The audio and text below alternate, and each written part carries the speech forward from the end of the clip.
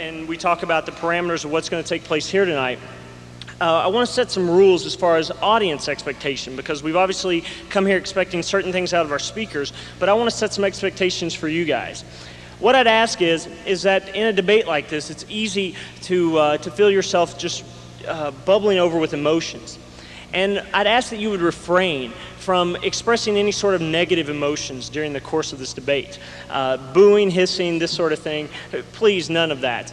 We've contacted a number of different people about participating in this debate, and one of the things we found out is from people who've done stuff like this in the past is that some of the negative impact that it's had on their lives, hate mail afterwards from people of various camps, negative phone calls, this sort of thing. And we would just encourage you guys to listen to these guys tonight. These gentlemen have come here to present views that they have thought long and hard about, and to respect those views even if they differ from your own. Would you guys please welcome to the stage Dr. Peter Fosl and Dr. Jerry Walls.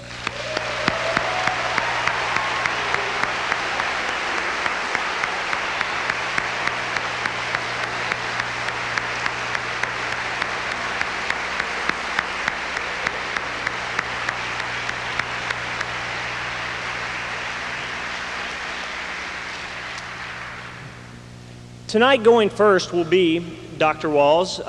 We decided the order by a coin flip before the debate. And Dr. Walls is professor of the philosophy of religion at Asbury Theological Seminary.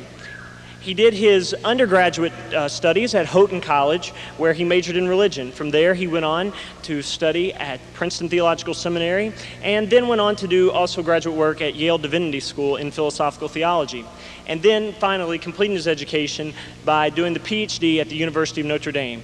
Dr. Wall's dissertation was on hell, the logic of damnation. He'll be glad to sign autographs for that work later. So he has a great interest in evil. Also, I would suggest that his love for Indiana basketball would suggest his love for evil.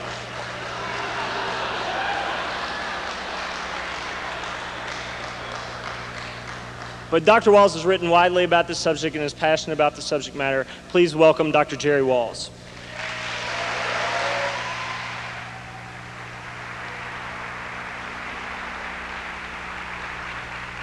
Thank you very much. The biggest intellectual decision you are ever going to make is whether you believe in God and what you believe about Him. Philosophers deal with ultimate questions. Out of all the ultimate questions, this one's the most ultimate. Is there a God or not?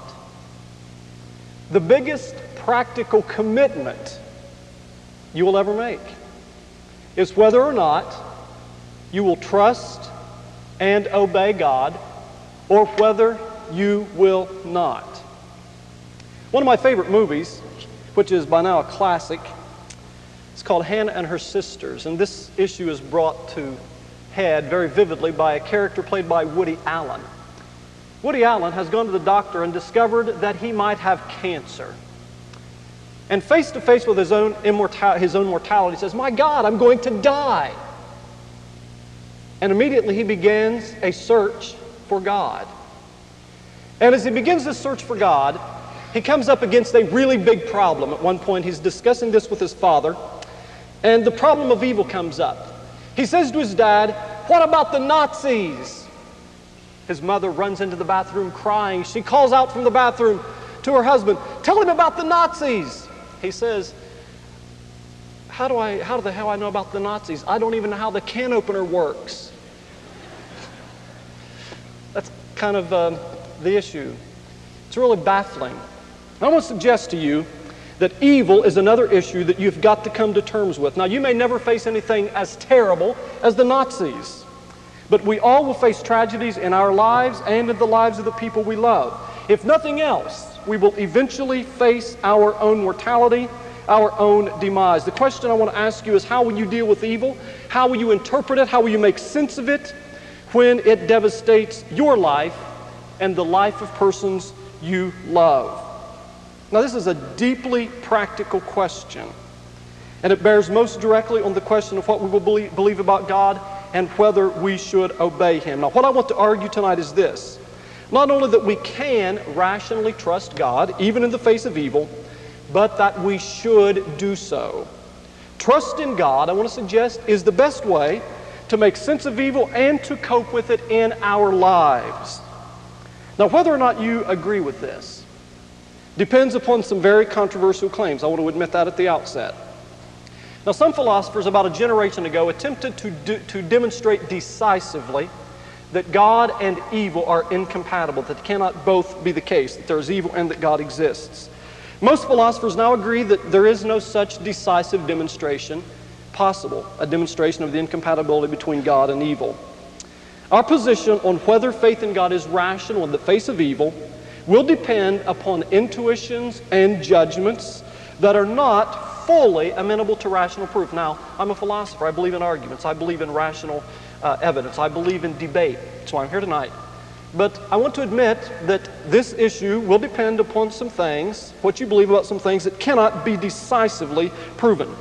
I've always been struck by a remark by Peter Van Inwagen, a contemporary philosopher. And here's what he said. He said, "I've never had the least tendency to react to evil, to the evils of the world, by saying, how could there be a loving God who allows these things? My immediate emotional reaction has rather been, there must be a God who will wipe away every tear. There must be a God who will repay." Now, I want to argue tonight. I want to approach this argument tonight by starting with something that Peter, Professor Fosl, and I share, namely a sense of outrage at evil. Now, I take it that if you're a human being, you know what I'm talking about. You know what it's like to feel enormous anger at a terrible tragedy, enormous pain at an injustice. You know what it's like to feel emotion welling up in your spirit. Peter puts it like this. He says it's a feeling of indignation, anger, or even resentment, a deep, crystalline, teeth-clenching fury welling up inside you. And if you're a human being, you felt that. If you haven't felt it, you're not paying attention. You're not paying attention. Peter goes on to comment that this is, quote, an emotion whose object is nothing less than the universe and existence as a whole. Ultimately, Peter believes that we have a moral obligation even to rebel against God, to be angry at God because of evil. Now, I hardly agree with Peter that this feeling that I've just described is philosophically very significant, but the question is, just what is its significance? That's the question. Now, to help us think about that, I would like you to reflect on a quotation from another writer who understood this feeling very well, namely the writer C.S. Lewis. And I want you to listen to this quotation describing his state of mind before he became a Christian while he was still an atheist. Here's what he wrote.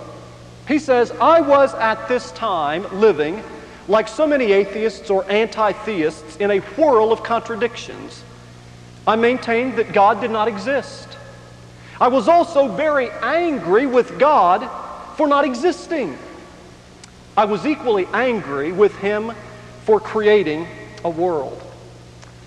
Now, the thing that's interesting about this comment, I think you will agree, is that it suggests that certain kinds of anger are just not appropriate, just don't make sense for atheists. They don't have any consistent basis for feeling certain kinds of anger. So here's the big question. This is the question I would like us to focus on tonight. It's this question. Where did we get our sense of outrage at evil? Where did we get it? And what does it tell us about ultimate reality? Now, there are four options I want to think about tonight. There are others that could be considered, but here are four big ones that I think we need to think about. First option. What if you believe there is no God? What if you believe there is no God? If you believe there is no God, ultimately everything is a matter of biology, of chemistry, of physics. Our moral judgments, our feeling of outrage at evil, is finally a matter of chemical and biological reactions that are programmed into us by evolution and cultural conditioning.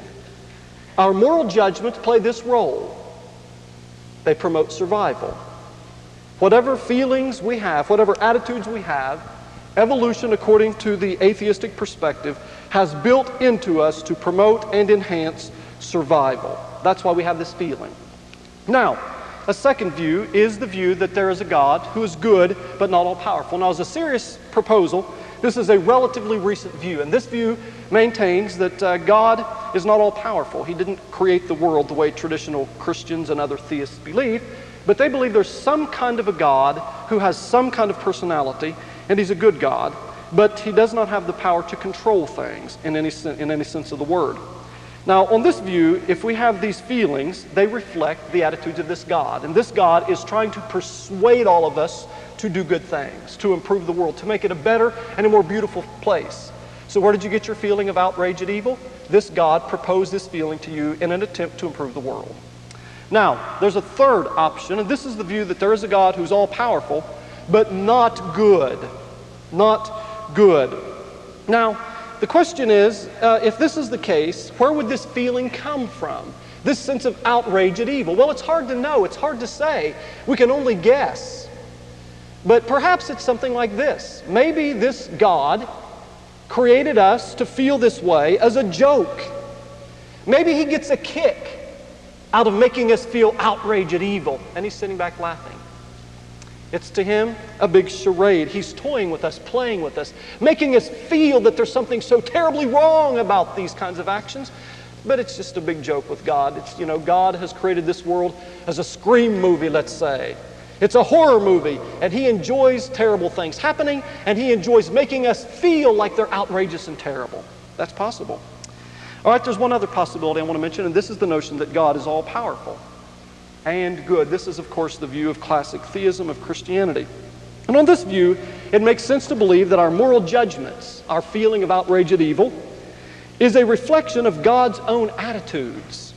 That our moral nature is a reflection of his own, because if God is good, he would not deceive us with respect to our deepest feelings, our deepest judgments, our deepest moral intuitions, our deepest moral sensibilities. These would not be deceptive or misleading about the ultimate nature of reality. So according to this view, our moral judgments are rooted in, firmly rooted in, and ultimately supported by the deepest reality that exists, namely the God who is like this. Now notice, all of these views can offer some kind of an account of why we have the sense of outrage we have. All of them offer some kind of an explanation of why this is the case. The question is, which one makes the most sense? Now I want to suggest a further kind of consideration to help us decide between these options as to how we and why we have these feelings.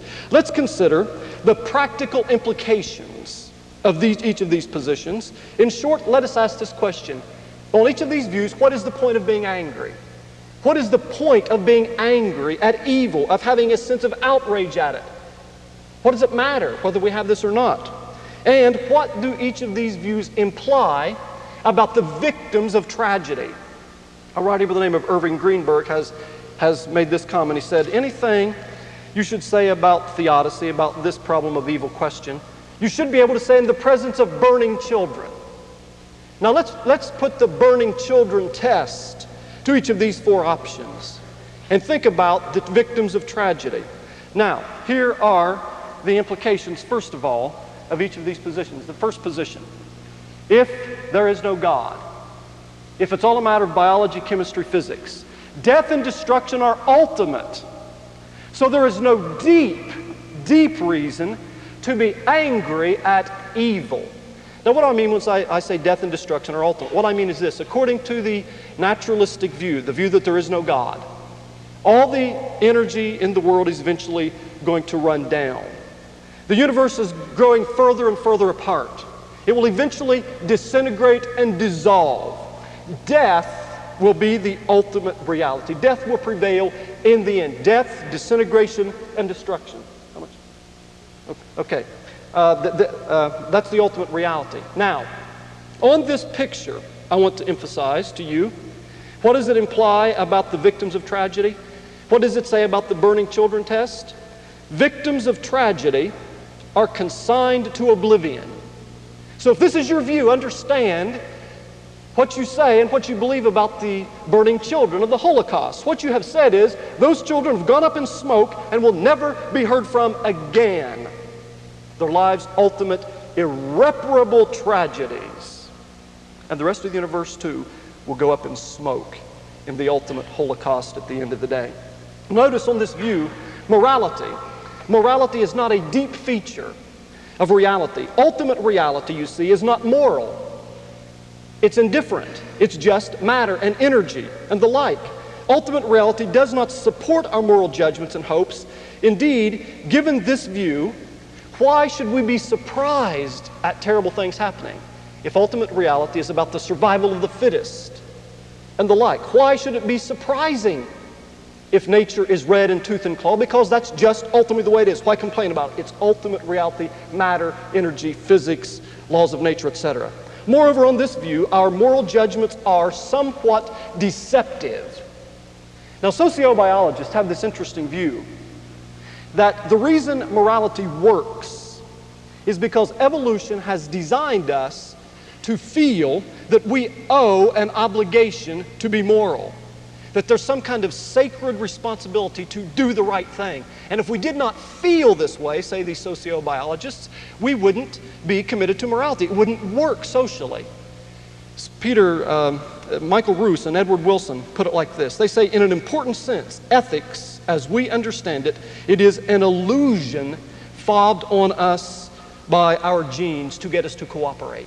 If we did not have these deep feelings about the importance of morality, which are really ultimately not true because there is no objective basis, there is no sacred authority or anything like that behind morality, but evolution has wired us to think there is, and if we didn't think that, we wouldn't be moral, say these sociobiologists. So there's a deceptive element in morality.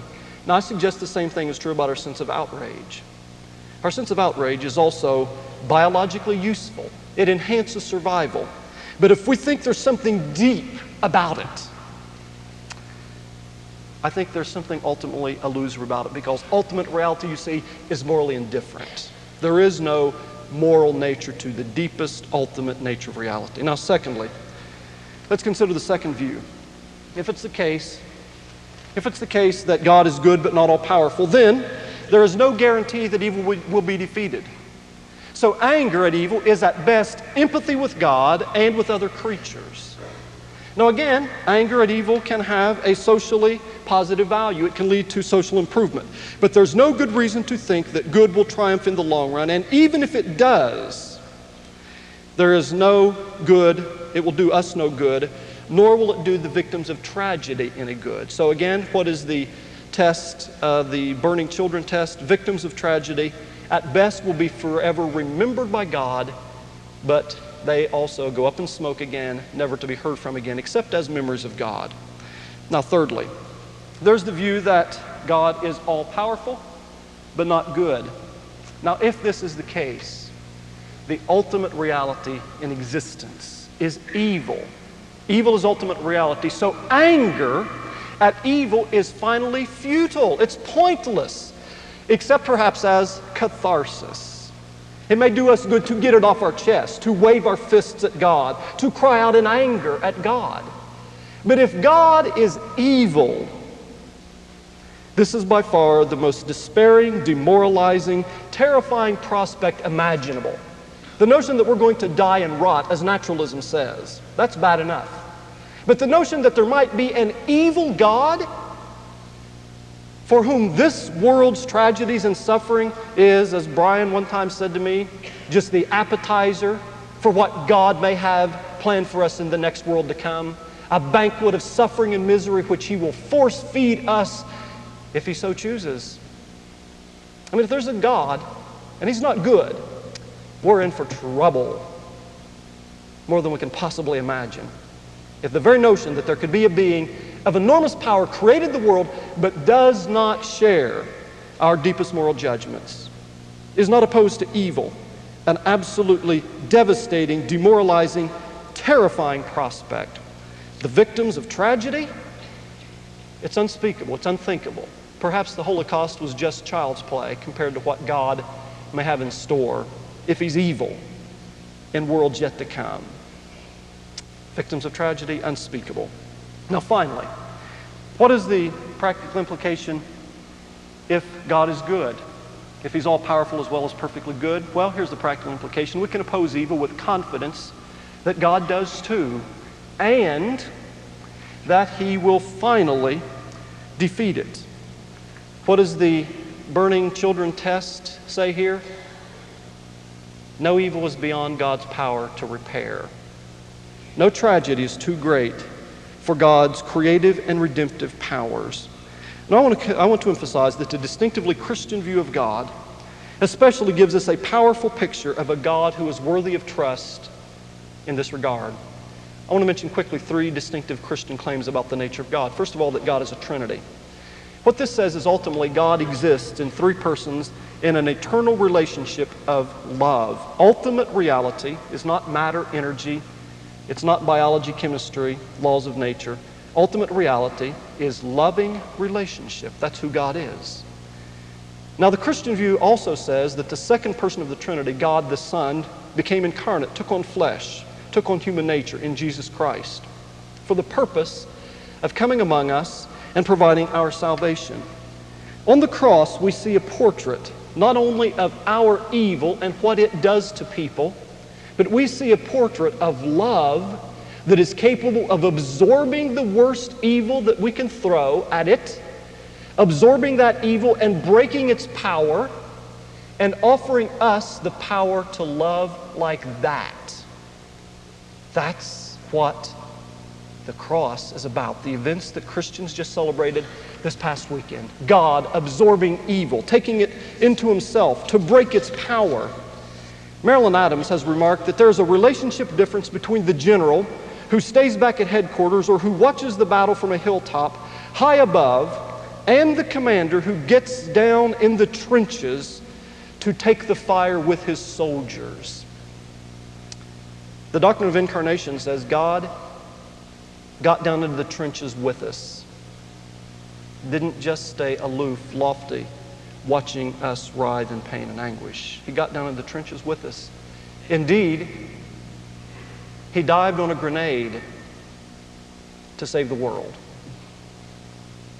That's what the Christian doctrine of God says. God got in the trenches with us, took a grenade for the whole world. Now, thirdly, the resurrection we celebrated just Sunday. This is God's demonstration that love is stronger than death. Death, destruction, dissolution are not the ultimate realities. Love is.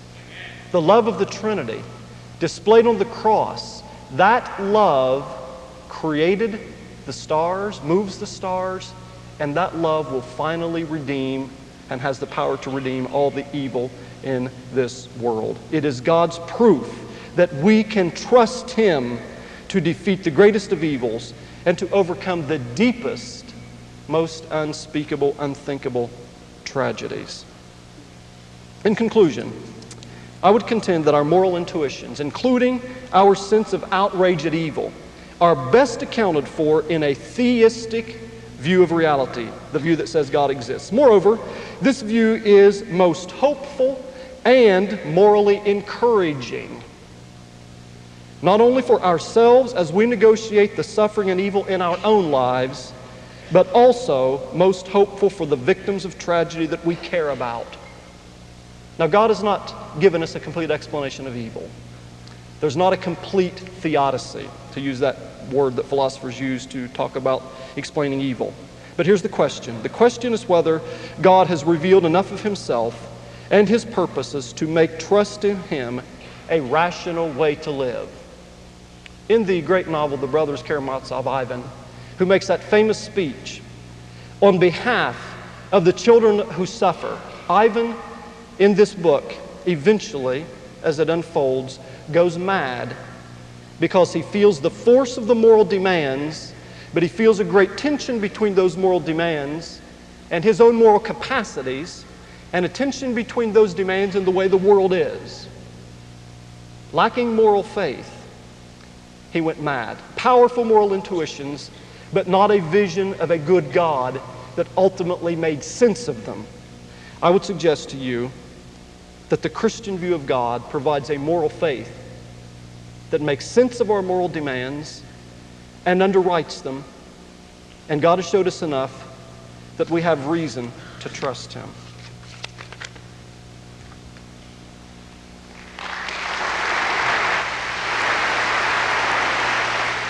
And the chair of the Department of Philosophy at Transylvania University. He did his undergraduate at Bucknell. He studied philosophy and economics, a double major, graduated summa cum laude, and also Phi Beta Kappa. He went on to do his PhD at Emory University, where his areas of expertise were in Hume and skepticism. In 1990-91, he was a Fulbright scholar at the University of Edinburgh in Scotland. He not only is a scholar and a writer, but he's also an excellent teacher in the classroom, as he was awarded the Bingham Award for Excellence in Teaching. Prior to coming to Transylvania University, he taught at Hollins University, at Emory University, and also Georgia State.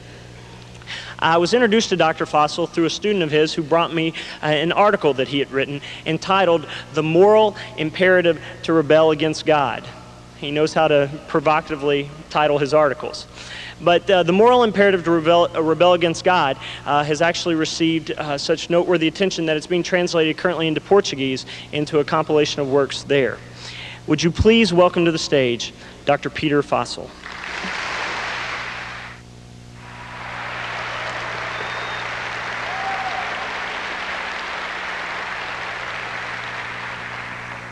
Thank you, Brian, and thank you, Jerry. That was marvelous and impressive. I'm speechless in the face of that, but not entirely. And I have a little talk to give here, and see what you think. I think I have a few replies to, and I think you'll find it provocative indeed. For some introductory remarks, I just wanted to say thank you.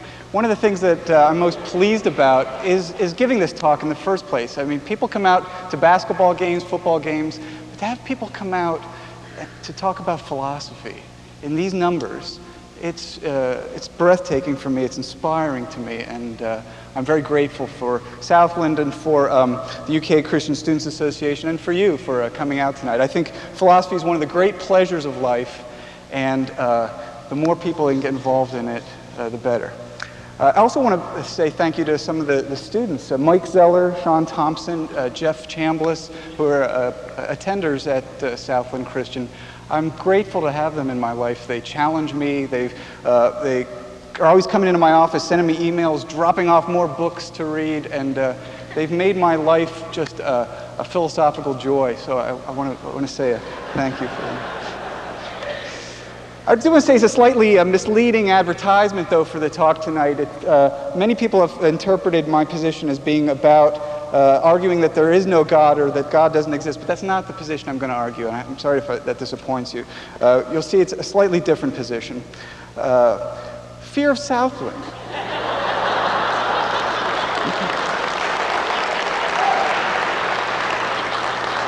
I wonder if there's a word for this, a Greek sort of is Southlophobia or something, I don't know, but I do want to say, seriously, one of the things that was most impressive to me about the invitation to give this talk was that almost immediately and almost universally, people who I talked to said, "You can't be serious. You aren't going to go talk to those people, are you? Aren't you afraid?" Seriously, people called me out of the community and suggested that maybe my job would be in jeopardy if I gave this talk. That my children's safety, physical safety, would be in jeopardy.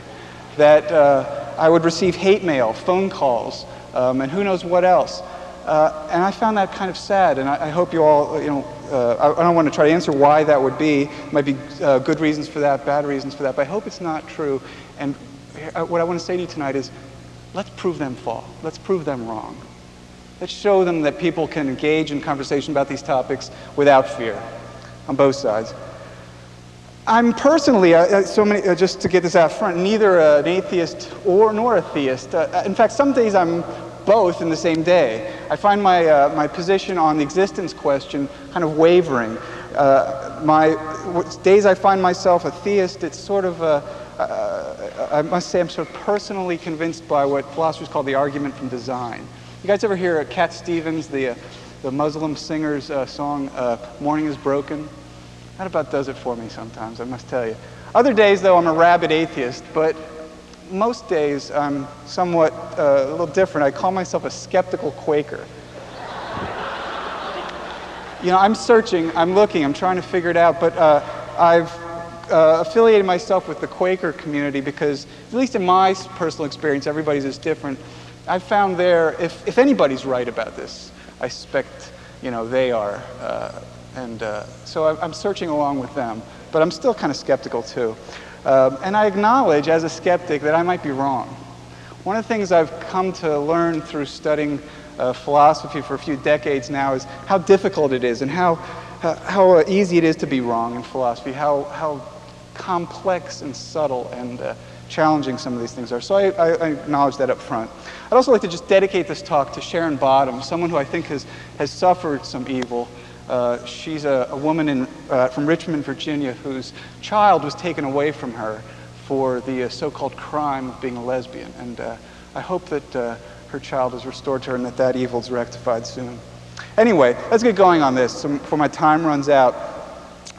Problems with belief. People will talk about there being epistemological problems. And those are basically problems about, can we know God? Is there any good reason to say that we know the existence of God or God's nature or purposes for us? So those are epistemological. They have to do with knowledge. Other problems are sometimes couched in terms of logic. That is, problems of consistency. If you hold X, can you also hold Y without ending up in contradictions? Or is the concept itself even coherent? Are there internal contradictions? Lastly, moral problems. Are there any moral implications to holding a belief in God, at least certain kinds of conceptions of belief in God, maybe undesirable moral implications? My argument has to do with the last two of these, logical and moral issues. Philosophers like to define things, so I want to start with a definition. The JCI traditional conception, I call it. And here's the important features that I want to bring your attention to.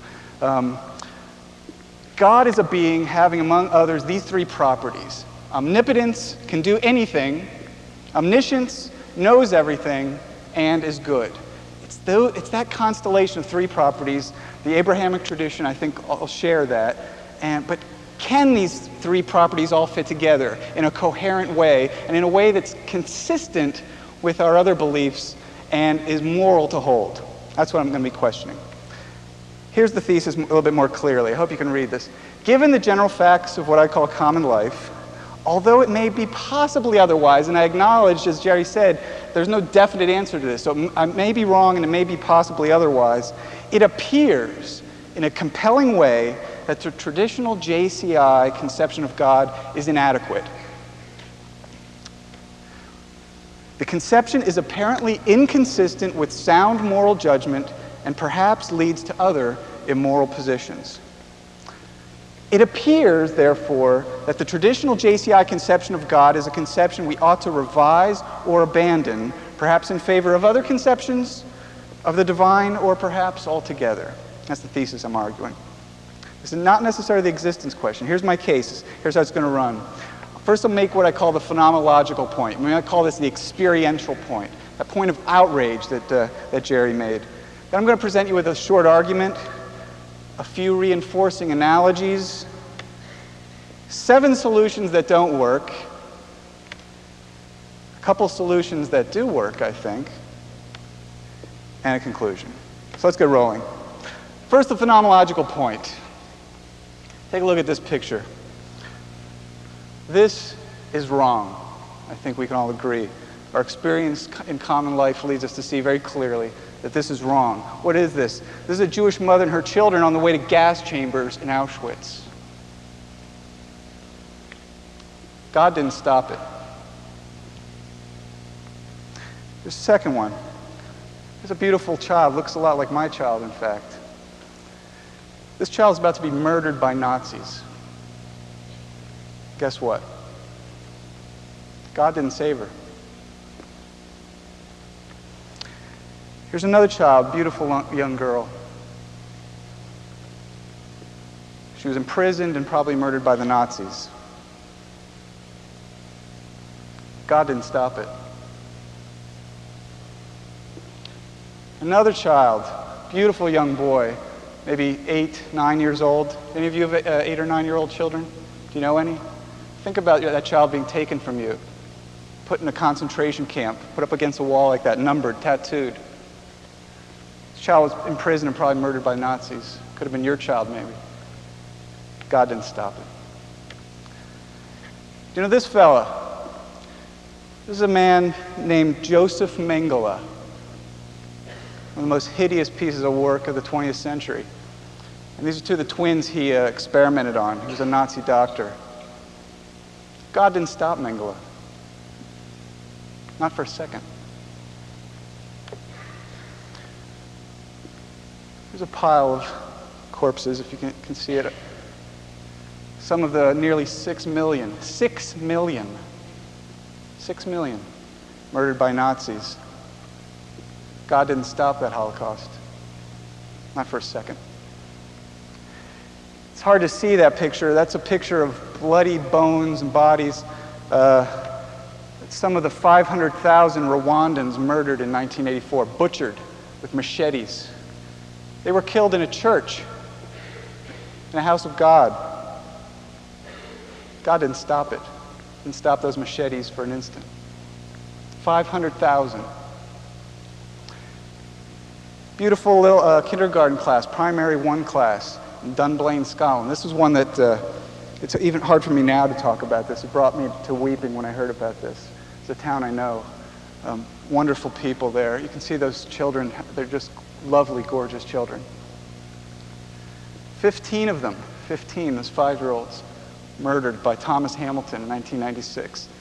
He walked into the school, into the gymnasium, ran the kids down. They were crying, they were bleeding, they were screaming. He shot them one by one in the head, splattering their skulls, their brains. And the teacher tried to stop him. Of course, she couldn't. God didn't stop it. Those little 5-year-old kids. Here's an interesting piece of work. Andrei Chikatilo, Russian, also known as Sisson-X, or the shelter belt killer. Between 1982 and 1990, he murdered at least 52 people, many of them children. Sometimes he mutilated his victims' genitalia and gouged out their eyes while they were still alive. Think about your child in such a situation. Think of yourself in such a situation. God didn't stop him. 52 brutally murdered. A few other things to consider. I could, of course, go on and on all night. I could go on for days with photographs and stories like that. Here's just a few others to consider. In the 1300s, a quarter of the population of Europe decimated by the Black Plague. AIDS has already killed 14 million. The number is rising. In the 1918 flu epidemic, 21 million killed, more than were killed in World War I. World War II, about 60 million killed. Stalin in the USSR, there's controversy about this, 15 to 45 million killed. The U.S. killed about 2 million in Vietnam. U.S. UN sanctions right now, have killed about 1.5 million in Iraq. About 7,000, they say, 5,000 to 7,000 children and elderly people every month.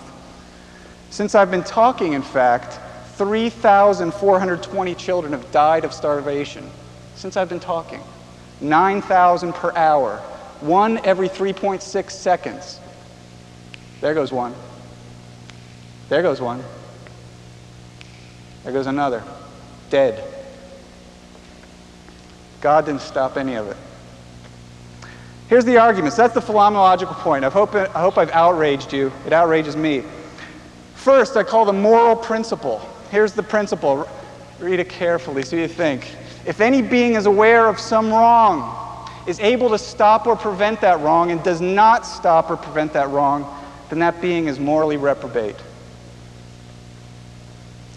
Premise 2, a moral fact. Oops, sorry about that. Let me go back. The suffering and death of children is wrong. I think from those pictures, you probably share my belief with that. It's wrong. It's not up to question, really. It's wrong. Third premise, a theological fact. If the traditional JCI God exists, notice I say if, but if that God exists, that God is aware of the suffering and death of children. Premise 4, another theological fact. If the traditional JCI God exists, that God is able to stop or prevent the suffering and death of children. Omnipotent, right? Premise 5, empirical fact. The traditional God does not stop the suffering and death of children. Happens a lot. So the conclusion seems to me logically inescapable here, is that if the traditional JCI God exists, that God is morally reprobate. Let me reinforce that conclusion with a few analogies. The lifeguard analogy. There's a lifeguard who sees someone drowning, doesn't do anything to save the person. How is God different from that? I call this the Magus King analogy. Imagine a great king, a powerful magician, who said to you, I will bring peace to the world. I will bring eternal life to everyone. I will raise the dead. I will forgive sins. All you have to do is turn over to me your child and allow that child to be tortured and put to death. Have its skin stripped, raped, mutilated, finally beaten to death. But if you allow this, I will bring eternal life and peace to the world. Who among you would do that? Didn't God say something like that with Jesus? Does that seem moral to you? The Susan Smith analogy. Susan Smith threw her children into a lake, watched them drown for some good, something that she thought was good. How is God different from Susan Smith? We can talk about this later. So here's 7 solutions, though, that people often present. So there's the challenge, there's the argument. Here's 7 solutions that people commonly present to defend the traditional conception. I'm not going to be able to go through each of them here. I'm hoping we can discuss them afterwards. The first is what I call the Socratic challenge. Socrates argued that we really don't know if death is bad or good, so why fear it? So we're kind of ignorant. You might call this the ignorance challenge. Why feel, that something bad about death? Maybe there's something good about it. Maybe those children who were gassed, mutilated, murdered, maybe they're better off now.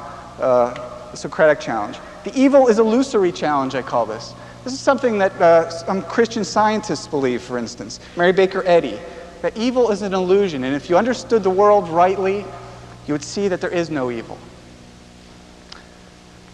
The sin equals evil challenge. This holds that the only true evil is sin.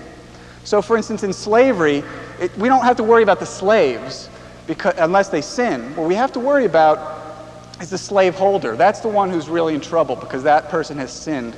That's the only true evil. Suffering, pain, that's not really evil.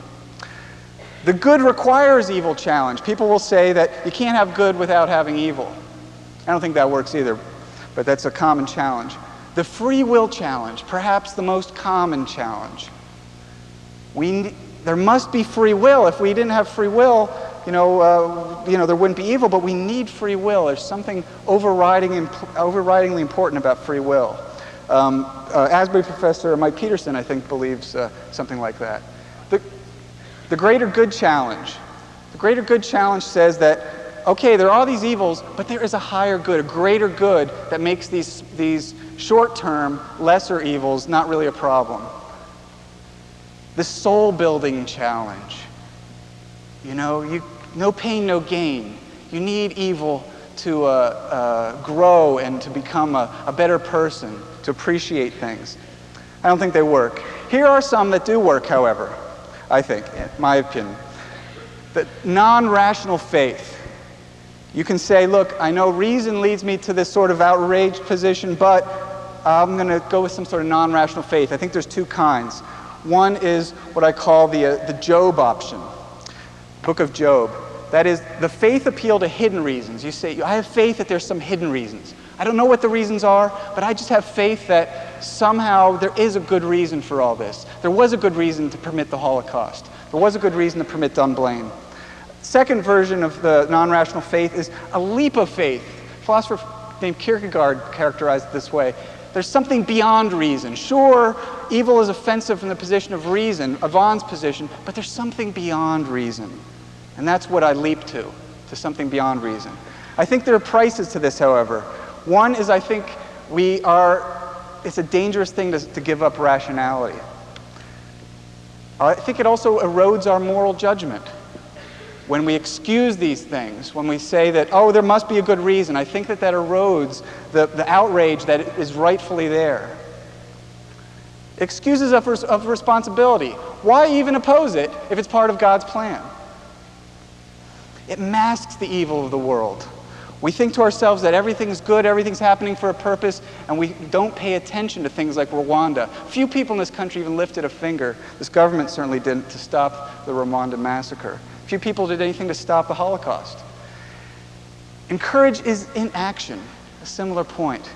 If it's all for a plan, if God's going to win in the future, if it's all for a greater good, if we need it for free will, why even act? There are a couple other solutions. One is I think you can revise the concept.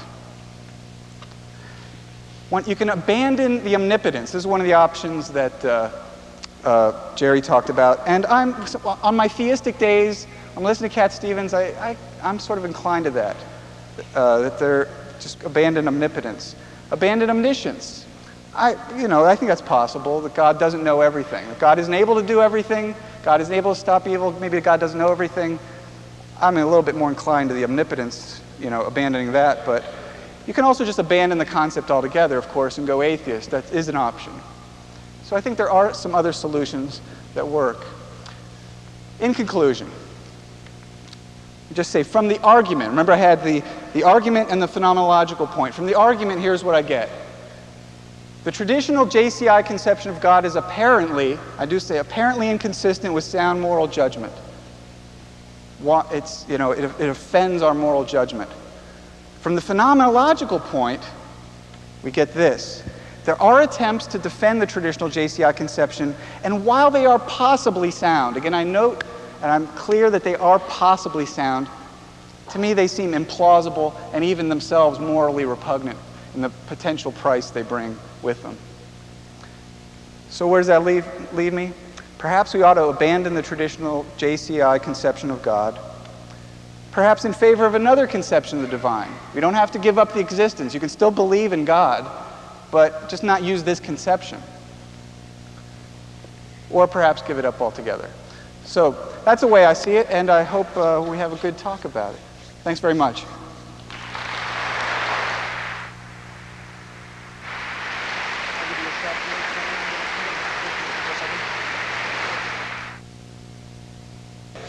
We're moving into our rebuttal time and our time of clarification. Each speaker here will have 5 minutes to either disagree with something the other presenter said or to clarify their own position. Since Dr. Walls was the first to go in the initial presentations, Dr. Peter Fosl will be our first presenter here. Thank you, Brian. This stuff is difficult, isn't it?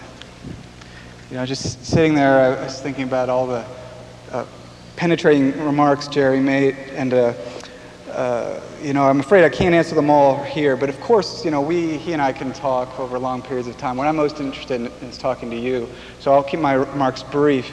But a few things I want to say about some of the things he brought up. One is the burning child question, and it seems to me that the solution he presents is not going to be satisfactory to the burning child, because the burning child wants satisfaction, wants alleviation of her suffering now. Not in some far-off, promised, shadowy future that's a maybe. The question isn't what's going to happen in the future. The question is what's happening now. That's where the problem lies. Ivan Karamazov, we mentioned in the Brothers Karamazov, says even if everything's made right in the future, it doesn't get rid of the fact that it all happened in the first place. Why even let it happen in the first place? What about the now? That to me is the problem there. The second thing about the burning child is we need not only think about the burning child, but the person speaking to the burning child. Jerry and I think we do have a deep disagreement about which position is going to give the most morally strong sort of a position to take up in life. That is, appeal to the all-powerful, omniscient, good God, or one of the other conceptions I suggested. The problem I have, again, is for the person talking to the burning child. If that person has a deep confidence that everything's going to be all right, if that person believes that everything's going to be made right in the end, it seems to me that diminishes the outrage. That's just the point. People want to say, when something awful happens, there's a car accident, people are killed, a murder, a kidnapping, something like the Holocaust. I was at Southland, in fact, a couple Sundays ago, and Mike Breaux was talking about how Jesus can make you feel better. Why should you feel better? It seems to me there's something morally repugnant in certain situations about feeling better. What we need in these situations is not to feel better, but to retain that outrage so that we can fight as hard as we can against these things happening in the future. So to feel good, to feel pleasant, to feel like everything's going to be all right, to feel confident, is, I think, to me, in my view, not morally the best position to take up in some situations in life. There's a question about the deep meaning with regard to option 1 and option 2. The atheist position, or the position of a God who is not omnipotent, is limited in some way. It seems to me that there is a deep meaning there, but this is a deep philosophical divide here too, and you guys have to decide for yourself. One sort of viewpoint, we talk about this in my intro philosophy class, and it's a fascinating topic. One side says that the only deep meaning there can be in life is in the eternal, not in the finite. It's in something that's transcendent and eternal and everlasting forever. Other thinkers say, however, that no, you can find deep meaning even in the finite. You can, in fact, find the greatest meaning in the finite. One of my favorite philosophers, Albert Camus, holds that. Nietzsche also holds that. And in fact, they have a counter position, or a complementary position, that in fact, staking goodness and staking your happiness on the eternal, again, diminishes this world. Because this world is simply derivative, it's secondary, it's temporary. It doesn't count as much as the eternal. You can't help but diminish this world if you stake value in a transcendent realm. So it seems to me that there can be a depth to his options 1 and 2. About Jesus taking the fire, this seems to me palpably false. Maybe in the future, yeah. Maybe after the second coming, the reestablishment of Jerusalem, maybe, then there's something, maybe.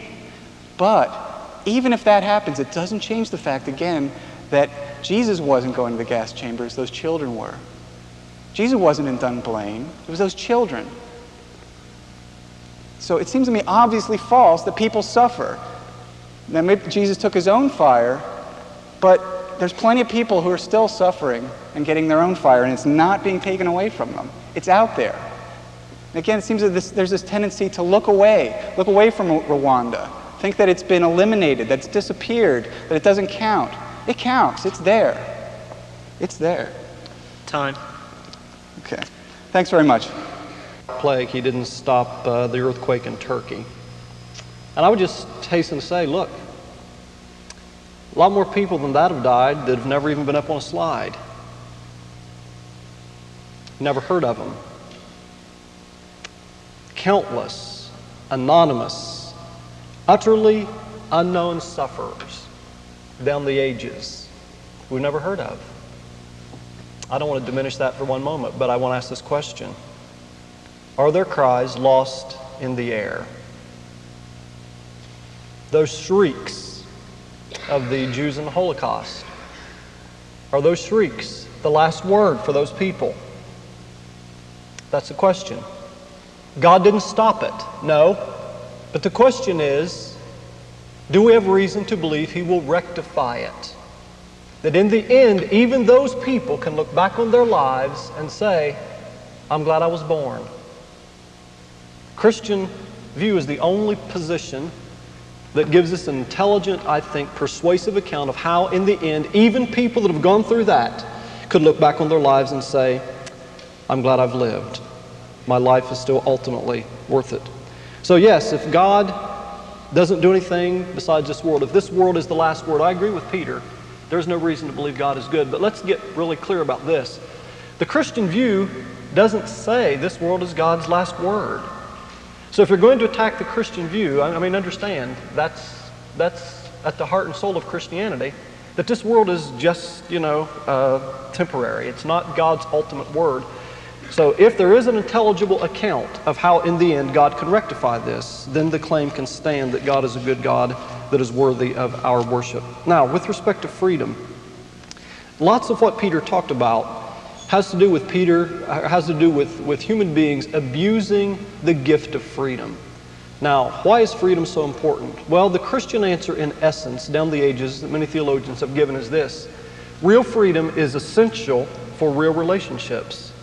It's essential for genuine love. If people are not truly free, if it's not possible to be a Hitler, then Mother Teresa, is not possible either. The same freedom which makes possible Hitler makes Mother Teresa possible. Now, if we value the one, the other is also a possibility.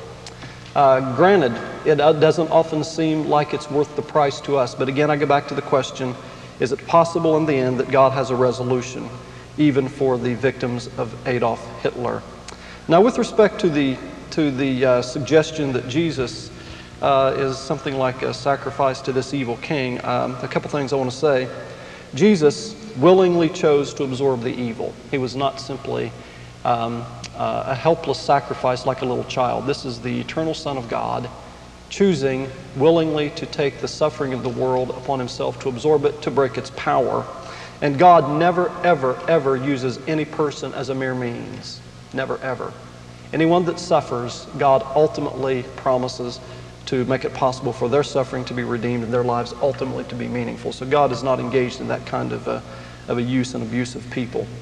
Now, leap of faith. Is faith in God in the face of evil simply an irrational leap of faith? It comes down to this, I think, many times when you decide what you think with respect to ultimate philosophical questions.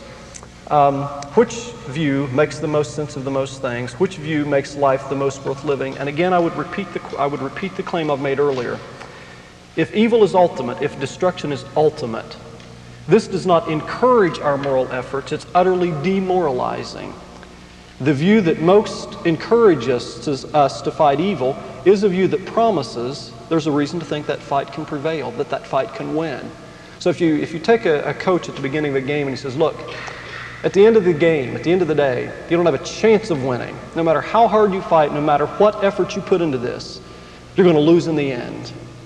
Now, that is not the kind of position that is moralizing, that is encouraging. And again, if there is not a good God, destruction, dissolution, death, or an evil God has the last day, and our anger at evil, again, I repeat, is futile. Time. It's pointless. Now,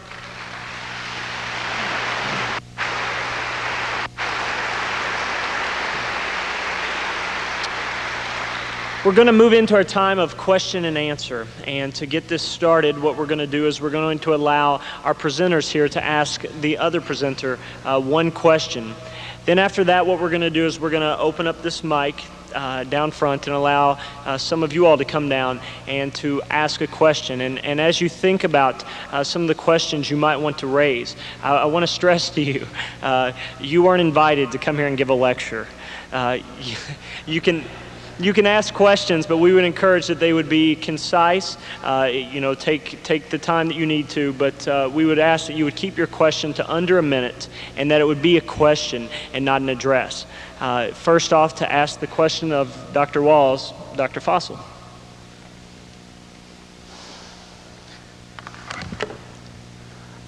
I think you've already answered this to some extent, but I'd just like to give you an opportunity to answer it a little bit more fully. It's again the question of why not now? Why not stop it now? Why must we wait? Why must innocent people endure? It seems to me that no parent would tolerate their child going through the things that God is supposed to tolerate us going through. You can't say to your child, look, I know you're burning or you're drowning, but it would be an interference with freedom if I stopped that murderer from trying to murder you. It would be, it wouldn't help with your soul building if I stopped you from drowning or burning. It just doesn't seem to play in the way we normally live. In common life, we don't let murderers murder our children just because we might interfere with their freedom if we stop them. We don't just let our children drown and burn if we can help it, just because we think it might somehow serve the greater good through soul building. So it seems to me that people have a double standard here. They're permitting their God to treat the world in ways that we don't permit ourselves. Our own moral conceptions militate against waiting, against saying that we have to wait and we have to tolerate this evil in the short run. So my question is, why not now? Why must we tolerate it in the short run? Yeah, it's a great question. It's a great question. The answer I give, I think in essence, would be something like this. The analogy between God and us doesn't hold because God has greater power and greater resources to rectify things in the long run than we do. Now granted, if you had a 3-year-old that was going to fall in the fire and burn himself irreparably, I would certainly intervene, right? And the reason I would intervene is because I don't have the power to repair that. Now, I might let him touch his finger and burn it slightly. I might let him do that because that can be rectified. Now, we don't interfere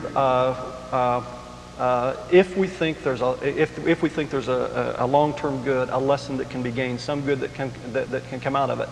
Likewise, I would hold that overall, the great good of freedom, the great good of giving us the opportunity to freely enter into a relationship of love with God is at least part of the reason. Ultimately, why God doesn't allow, I don't know, frankly. I frankly don't know. But the question, the position I would insist on is this. As long as I've got good enough reason to think I can trust God, even if I don't fully understand what He's about, I can maintain my faith in a good God with rational credibility. So there are things I frankly don't know, and I think that's at the heart of what trust is about, is that you don't completely understand. But the issue is, I think God has given us sufficient reason to believe that we can trust Him and trust His goodness. Now, the question I would like to ask you, Peter, in one of your articles, you made the statement that you hope there's a God. I would like to know how serious you are about that. And if you really hope there's a God, I take it you must think that hope is a rational hope, even in the face of evil, even in the face of terrible evil. I take it you don't mean to hope that there's an evil God. I take it you mean that you hope there's a good God. And I take it that what that hope involves is something like what I've been sketching out, that there is a God who can rectify this, who can redeem this, such that these terrible tragedies that we've experienced are not the last word. Is that what you meant? Well, in a limited way, yes. How serious I am about it. One thing I said was sometimes, I find myself hoping that. And I do, it's true. But I suppose where I say only in a limited way is I disagree with what you say is that God gives us enough reason to trust. I think if you're going to go with the option of faith, and again, I think that is an option that works. There's some potential costs, very serious, but, maybe not, those costs can be avoided, it's possible. But I don't see any reason to have that hope. Because, in fact, trust, it seems to me, we trust our parents, we trust our friends because they have a track record of helping us. Any parent who didn't try to help their child when she was crossing the street in front of cars, when she was being attacked, when dogs were threatening her, any parent who didn't, had a track record of not helping, would be a parent, we might take the child away from that parent. It wouldn't be a parent you could trust. We trust because we've had the experience that gives us grounds for trust. And I just don't see that here. So it seems to me that you have to make a non-rational leap. I don't want to say necessarily irrational, but a non-rational leap. And yes, sometimes I'd like to do that because I find the world full of horror and pain and suffering, and it would be nice to have it rectified. I also think, it would be nice if I could win the lottery. But, the fact that things could be nice doesn't mean that they're true.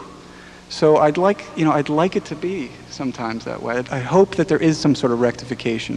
But if there is a rectification, it seems to me that I'd still have to be persuaded that God would have to be limited in some way. Because the question still would be for me, like, why did you wait? Why didn't you intervene in that Holocaust? Why didn't you intervene at Dunblane? It's possible that some rectification can be made. I hope that peace and love reigns in the world should Jesus return. That would be wonderful. But there would still be, God would, I think, have to still acknowledge some kind of limitation for not having made it happen already, and for permitting people like Mengele, Chikatilo, Manson, and others from wreaking evil upon innocent lives. Feel free, anyone who would like to come down. We've got a mic set up down front just so that it can be heard by everyone. I would take questions from the audience directly, but I'm a little concerned that people will be able to hear. So please feel free to come down and ask your question, or if you don't feel comfortable with that, feel free to write it down. And also I would stress again, please make your question concise and please make it relevant. If it's not, I apologize, but I will have to skip the question. Please. Dr. Fosl, this question is addressed to you. When I was 12 years old, my leg was burned so badly that my mother said I screamed for 4 hours straight. I really don't remember the pain. And so my question to you is, do you think that at least two things could ameliorate the problem of pain that exists today? One, the forgetfulness of eternity, and secondly, the judgment, the punishment that can be brought by a divine being on the perpetrators of evil. Hello, check, okay.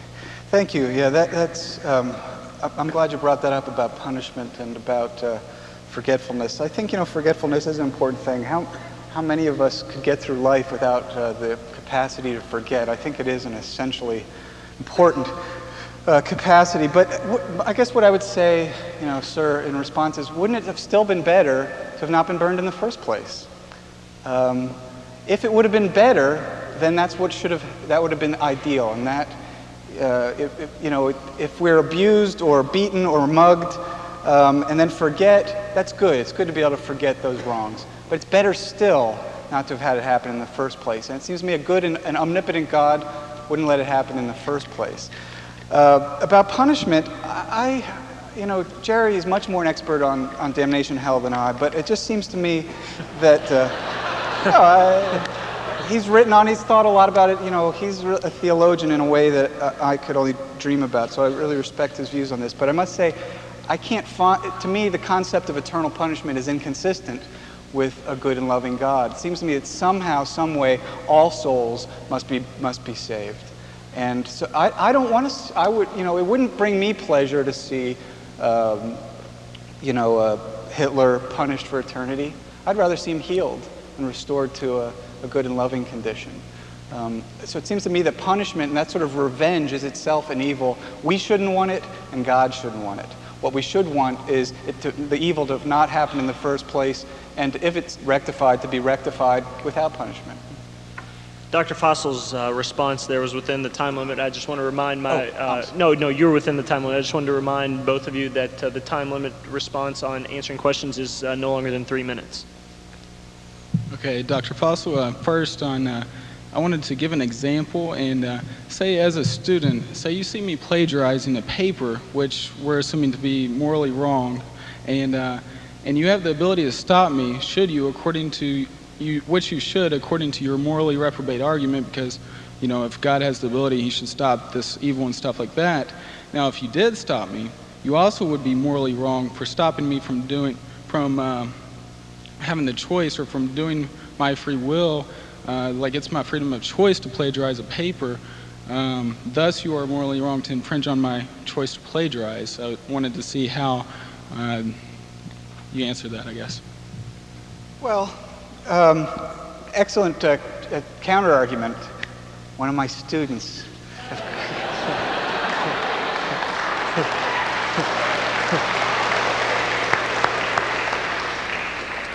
It seems to me that sometimes it is moral to interfere with freedom.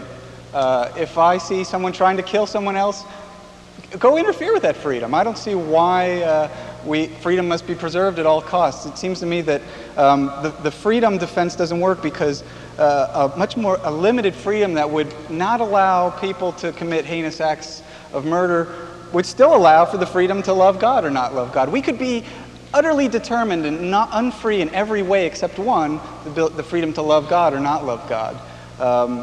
And so it seems to me that it's not important to always preserve freedom. In that case, I would probably stop the student. But of course, there are cases where we allow people to burn their finger or to engage in small evils so that they learn something. If I thought that the learning was greater than the suffering that caused by the plagiarism, I might let it go, but I would probably interfere with it. It's okay to interfere with freedom sometimes. I just wanted to respond real quick. Like in the Bible, if to love me is to like obey me, that's like one of the commands. And so like you're saying, we could have all these freedoms, but one, to love God is to obey God, and to love God then in this case would not be to do this in the first place, but I would still have the choice to obey, I guess. So sorry. Okay, since I didn't set that as a ground rule, I mean you have to limit your question to one question. So that's my fault there. These things have been argued for hundreds of years. I doubt we'll really settle it tonight, but so. You know that we've talked about this lots before, but I have another question to ask you. Okay, first I'm going to quote. First, I'm going to quote a Bible verse really quick. It says in the first chapter of James, "Consider it pure joy, my brothers, when you face trials and." Sorry, I was trying to keep it under a minute. It says in the first chapter of James, "Consider it pure joy, my brothers, when you face trials and tribulations of many kinds, for the testing of your faith develops perseverance, and perseverance must finish its work in you so that you're complete and lacking in nothing." And here's my question. How would you explain the fact that Job, Abraham, Habakkuk, and so many other people of the Bible still praised God after they were persecuted and had so many trials and had so many things happen to them because they believed that the testing of their faith had an ultimate purpose? Why do I think that they continue to believe? And praise God. Yeah, well, assuming that they're accurate descriptions. Let's just take that for the sake of argument. It may not be, but I don't know. You know, people are inconsistent many times. I suspect that, the pain and suffering of the world and of their lives, drove them to seek a kind of solace and comfort. And it does give comfort to many people, and I hope it brought it to them. But that still doesn't seem to change to me the analysis, the rational reflection that can be brought to it. You can find, I think, psychological comfort in things that are not ultimately consistent and coherent, and I think maybe that's what happened to them. I think think about the Job story. I mean, I must say, from my own point of view, it seems God seems immoral in that story. I mean, he puts this guy through all these sufferings just so he can win a bet with the devil. I mean, suppose I had a bet with my neighbor. I said, I want to see if I can break Jerry's faith, so I'm going to kill his children, I'm going to burn down his house, I'm going to rob him. That wouldn't be moral. So I don't know why, but I suspect it was for some psychological comfort. Does anyone have a question for Dr. Walls, who is in the line? Please, step to the microphone.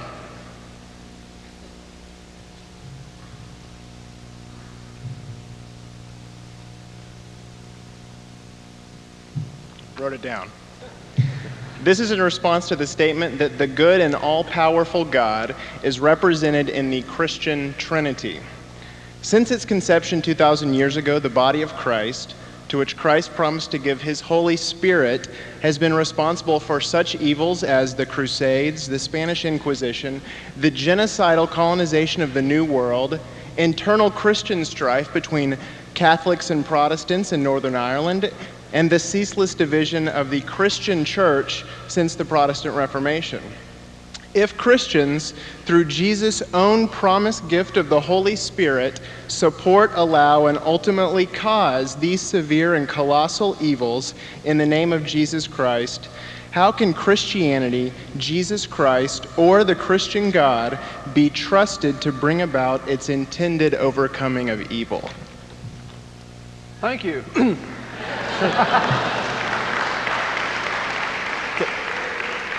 Can I poll the audience? Can I poll the audience? Sure. Christianity has a mixed track record, no doubt about it.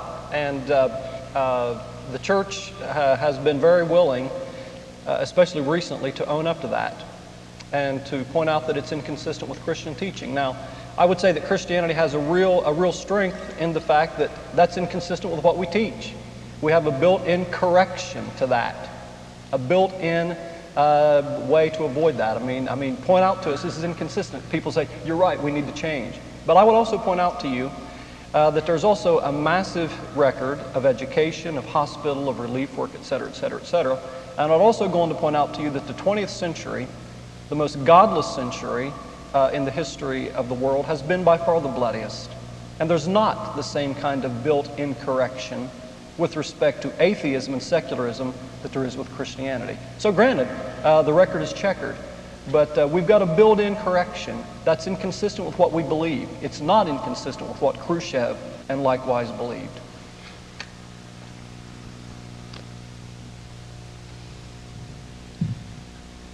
Just a tricky double question here. I think one is embedded somewhat in the other. I'm intrigued by the argument that God is morally reprobate, particularly your first point, which seems to assume in the background of it a moral code. In fact, it's a precise moral code that it's moral to intervene in preventing certain types of evil. So it's clear that you have a moral code. One question directed at that would be, where did that come from? And it seems that you're appealing to a legitimate justice. It's not just that you think these things are bad or incorrect, but they are actually unjust and wrong and therefore should be dealt with. And so I'd like to explore where that code comes from. And embedded with that, this concept that eternity would erode that very moral code that you've advocated in this sense. It seems to me that it might be a misnomer to believe that you really are feeling the full impact of the evil that you see around you. Perhaps could you ask if you've already lessened that, or rather you go insane. So it seems to me that there may be another misnomer there in the very moral code you're advocating, and if you could address those. Yeah, I think, Jerry was making that point too. The sort of claim is that unless you, root your moral system in something transcendent and eternal and absolute, like a transcendent God, that's the only way that you can really have a deep, moral system. And I think that's a powerful point. It does mark a very, deep philosophical divide. People have to make a big decision there, whether they're going to situate their morality in an external and maybe eternal realm or not. One thing I would say is having an objective morality doesn't require transcendent God. You can have a sort of natural morality. People have ideas of natural rights and natural laws and that sort of thing, and maybe even consider the world as somehow a moral standard. So it doesn't seem to logically follow from the objectivity morals that you're going to have a transcendent God. But I do feel the force of that. And about the question of whether morals are objective or not, I tend to be a subjectivist, it's true, but I'm skeptical on that. I think there might be, an objective moral standard. And but let's assume, for the sake of argument, I'm going to be a subjectivist right now. Can you still have moral outrage? Well, it seems to me that you can. One thing is that you just say, well, this is how I am. I don't know, maybe I was just naturally made this way. Maybe I'm just, here for no reason at all. But it's the best I can say is that this is how things look to me. It doesn't seem to me that it requires an explanation that roots it in the divine. The second thing is to say is I've come up with these views through experience and reflection on what's going to create a happy society. People do conclude that Nazism, we have David Irving and other, Nazi apologists who think that that's a better way. Their reflections have led them to that, but my thinking and my experience in the world has led me to think that, that sort of mass murder will not make for a pleasant, happy, efficient, a society in which human beings can flourish and develop themselves fully. So I guess I think that experience of ourselves in the world can do it without appealing to the divine. Having said that, I don't want to be pinned with the position that I think there is no objective moral order. There might be. But I don't think you necessarily need one. I want to encourage my attendants down front to work out getting every other question, one for Dr. Walls, one for Dr. Fosl. Do I have a question for Dr. Walls? Dr. Walls, is there logical proof that God exists? Is there a logical proof that God exists? I think there are many excellent arguments in favor of God's existence. I don't think any of them are absolutely decisive, but I think the argument from design is a powerful argument. I think the argument from the idea that the universe had a beginning is a powerful argument. I think the notion that we are conscious beings and consciousness is not easily explained in an atheistic universe is another good argument for God's existence. I think the moral argument, the sense that we have this deep sense of moral obligation that is not easily explained in a naturalistic universe. I think those are all excellent arguments for God's existence. None of them are decisive, but I think they're all powerful arguments.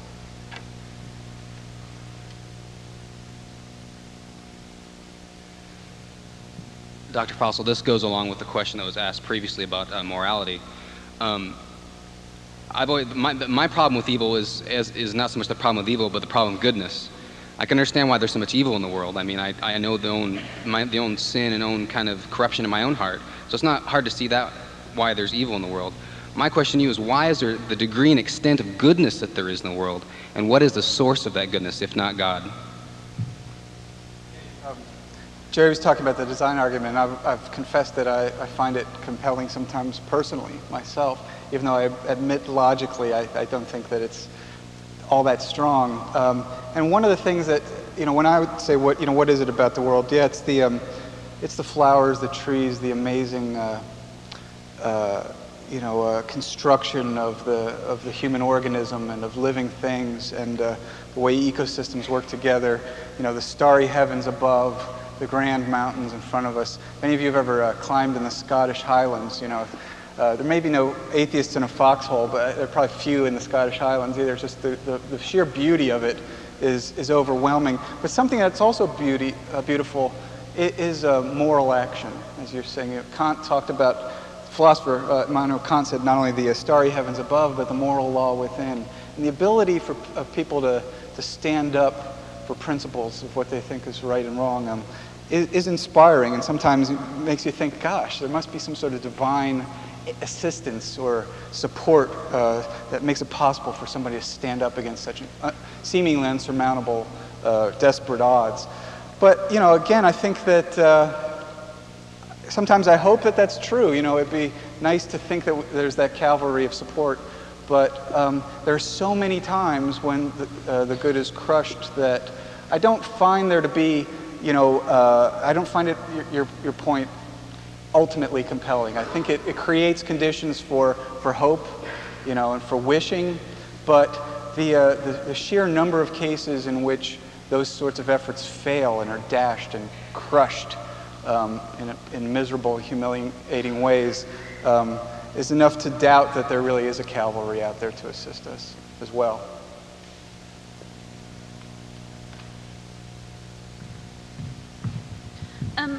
This is for you. You argue that only the omnipotent God will offer that divine hope, or will offer that hope in the better future and all that kind of stuff. How would a non-omnipotent God, one that isn't all-powerful, how do you say that one can't win just by not being all-powerful? That would assume that there's an evil all-powerful, Satan is more powerful, but what if God is just not as powerful as omnipotent, but he is still better than Satan? But with our help, that whole our army versus their army, if we have more people and more people are willing to fight, wouldn't that give a better argument? That could be a plausible solution. Yeah, that's not a totally implausible solution. If the process God can succeed in persuading enough people to join his side, the world will get better and better. Good might ultimately prevail. But the process God is not a God who can resurrect people. He's not a God who can raise people from the dead. He's not that kind of a God. So if you're talking about the process God, is that the God you're talking about? You're arguing that he has to be all-powerful in that he has to be all-powerful in that nothing is stronger, or nothing. He has no weaknesses. What if he has weaknesses, but he can bring people back from the dead? He's got all that. He's just not the ultimate superhero type of thing. Yeah, so the idea again is a God who's powerful but not all powerful. He can win with help. He can win with help. So if he persuades enough people to join his side, he might prevail, but if he doesn't, he won't. They're Well, not I with mean, the I suppose that kind of a view has some kind of basis for hope. I mean, if you think there's a God who's powerful and persuasive, he might eventually win enough people that the world will ultimately be an ideal utopian place. But do you think he's got enough power to redeem all the past evils? Can he resurrect all of those kinds of people and the like? Well, then you've got a God who's pretty powerful, right? I mean, it sounds to me like your God is pretty much about, as powerful as you could want. I mean, did he create the world out of nothing? But there's always the option, with the option of being weak and potentially losing. Weak in what way? In any way. Like that there is a fallacy in God, but you could still argue that there could be victory in the end. You're saying that with any fallacy, there'd be no victory. Well, what I'm saying only an all-powerful, perfectly good God provides a guarantee and a sure reason to hope that evil will finally be defeated, not only in terms of this world, but in terms of past evils that we don't even know about. Only a God who knows all about those and can rectify and redeem all of that would finally be a perfectly good God and could do that. So, again, if you have a God who just, like the process God, persuades lots of people, but can't resurrect or redeem past evils, then I think that's far short of the Christian view. But if your God is powerful enough to create the world, resurrect people from the dead, etc., well, you're pretty close to where I am.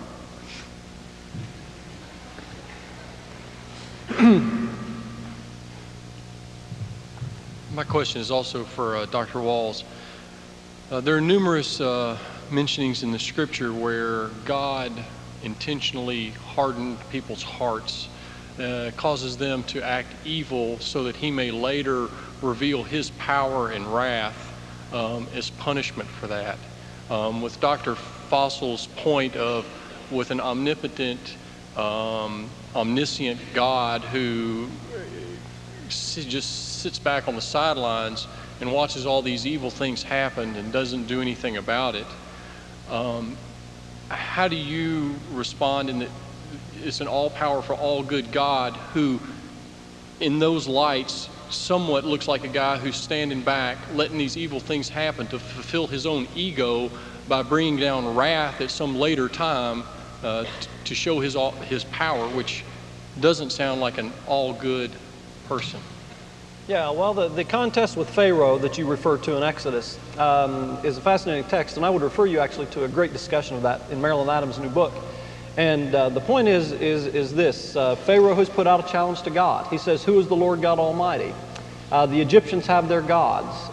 And the point is, who really is the Lord? Who's the Lord of the earth? And part of what is going on in the Exodus is a judgment on the Egyptian gods. I mean, the plagues in various ways are judgments on things the Egyptians counted as gods. So certainly there is a display of power there going on. And I don't think there's anything objectionable about a display of power, so long as power is ultimately united with goodness. Now, it's not about God simply displaying his ego by any stretch of the imagination, but the point is it's good for everybody to know who the God really is, who God really is. And as long as people are devoted to false gods, as long as they think they're the ones that deserve adherence, then they're seeking, false ends. So God has to make it clear who is the Lord of the earth, who has the power, in order to give people the truth, to get them to seeking the right end. And if God were not seen as powerful, people would very credibly believe that these gods of Egypt were the true gods. Gods who, called for the sacrifice of children and the like. Does anyone have a question for both Dr. Walls and Dr. Fosl? To conclude, we have two.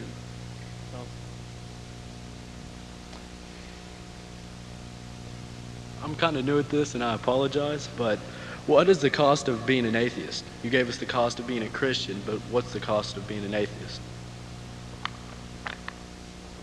Or just me? Do you want to go Well, first? Peter, I got some thoughts on it, but I'll let you answer.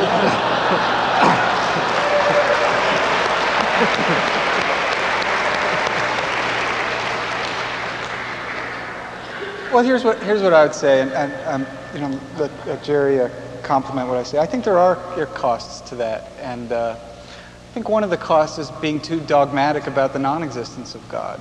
I think it is important to recognize that a strong scrutiny of the capacities for us to determine whether there is a God or not,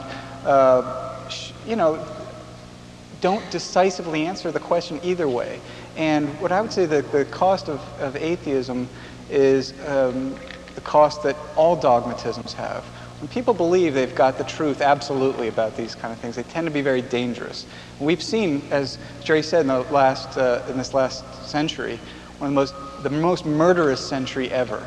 And many of the murderers, people talked about the history of Christian violence, and there certainly has been some. There's also been a rather enormous history of atheistic violence.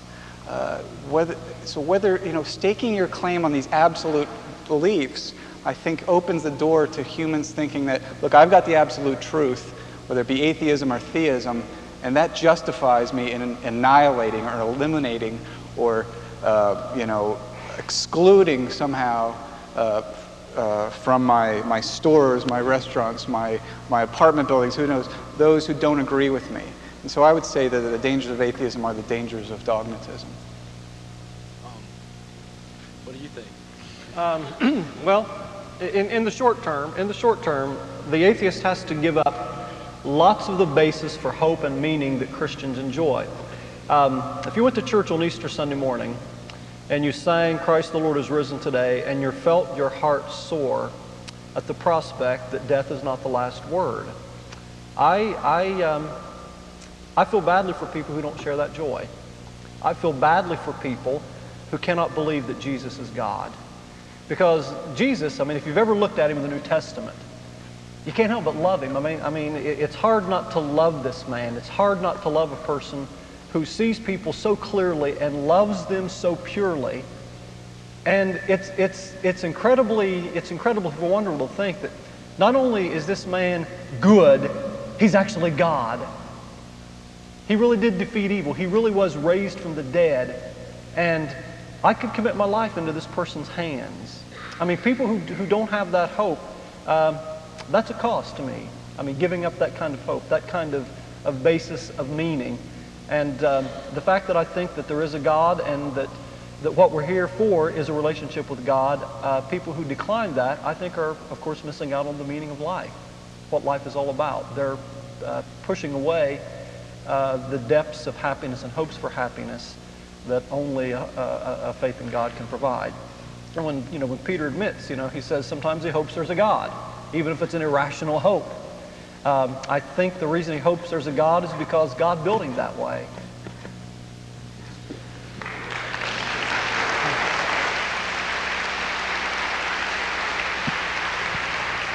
I realize there are several other people here who have questions, and I know we could stay here for a really long time discussing these, and I would encourage you, anyone with questions, to maybe come up and get a chance to speak with Dr. Walls or Dr. Fosl.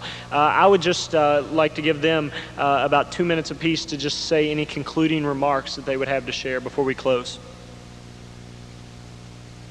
My concluding remarks would just be, again, thank you. I'm overwhelmed right now with a sense of gratitude. It's one of the things that's to me inspiring in hearing these questions and having this discussion tonight is to see how much concern there is for goodness and truth out there. And I think that when a love of those things is alive, there's a lot to hope for.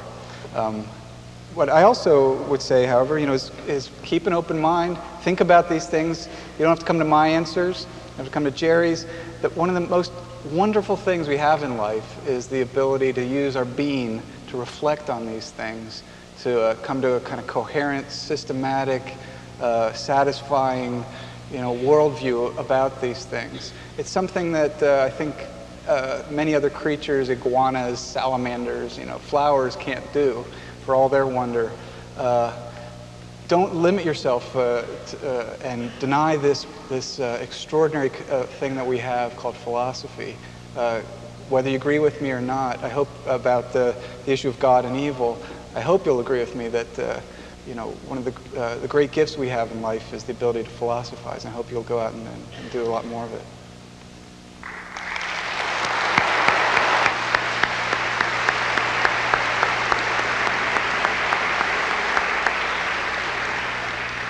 C.S. Lewis one time mentioned a person who had given up his faith in God, and he said this person may be closer to God than he was when he professed to be a Christian, because for the first time in his life he was really being honest.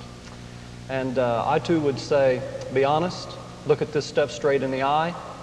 I'm convinced that Christianity is big enough to face whatever life can throw at you. If I didn't believe that, I wouldn't be standing here defending it. So be honest, ask the hard questions, and I believe that Jesus can deal with them. I believe that God is big enough to hear your questions. And at the end of the day, again, that is where I think you will find a meaning and a hope in life that you cannot find if you believe the universe is going to dissolve and disintegrate. But if you believe that, and you believe it honestly, I commend you for your honesty. You're closer to Christianity than you are if you have a superficial faith. Thank you.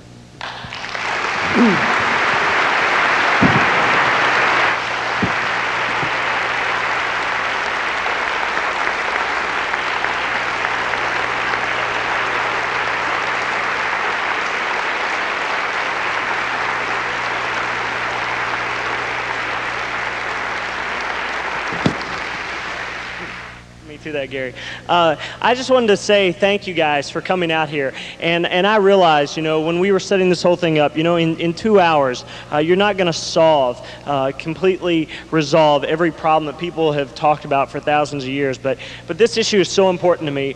I mean, as a young teenager, I lost my brother, a young brother who had a small child to a heart attack. I was 12. My mother developed cancer and a few short years later died. And so these questions, the problem of evil, has been one that I've intellectually struggled with and existentially. Just in my own life, I've thought about many hours. And on those red sheets tonight, I would just encourage each of you guys to fill those out and to give those to the ushers as you leave, because like I said earlier, I lead a group called Thinking Aloud, and what we do is we have small groups of people that meet and we talk about these things, and we try to find answers to some of life's most important questions. Thank you guys for coming again.